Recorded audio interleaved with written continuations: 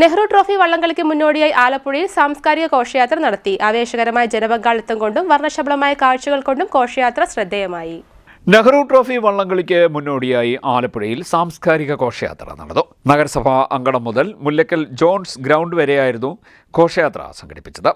ആലപ്പുഴ ജില്ലാ ഭരണകേന്ദ്രത്തിന്റെയും ആലപ്പുഴ നഗരസഭയുടെയും ജില്ലാ ടൂറിസം വകുപ്പിന്റെയും നേതൃത്വത്തിൽ കൾച്ചറൽ കമ്മിറ്റി സംഘടിപ്പിച്ച ഘോഷയാത്ര ജില്ലാ collector Shaji V Nair flag off ചെയ്തു.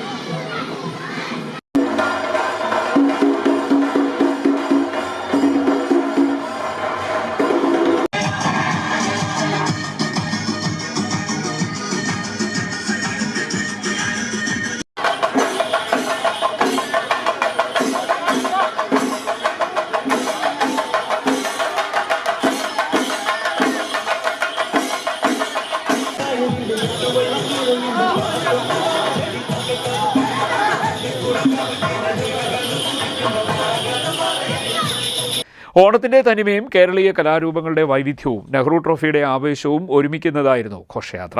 തെയ്യം, പുലികളി, കാവടിയാട്ടം, ഗരുഡൻ പയറ്റ്, വഞ്ചിപ്പാട്ട് തുടങ്ങി പരമ്പരാഗത കേരളീയ കലാരൂപങ്ങളും ശിങ്കാരിമേളവും പഞ്ചവാദ്യവും ചെണ്ടമേളവും അകമ്പടിയായ ഘോഷയാത്രയിൽ അമ്മൻകുടം, ബാൻസെറ്റ്, നാസിക് ഡോൾ എന്നിവയും അണിനിരന്നു. മുല്ലക്കൽ ജോൺസ് ഗ്രൗണ്ടിൽ സാംസ്കാരിക ഘോഷയാത്രയുടെ സമാപന സമ്മേളനം നടന്നു. സമ്മേളനം ജില്ലാ പഞ്ചായത്ത് പ്രസിഡന്റ് എ മഹേന്ദ്രൻ ഉദ്ഘാടനം ചെയ്തു. CDNet news, Kayamkulam.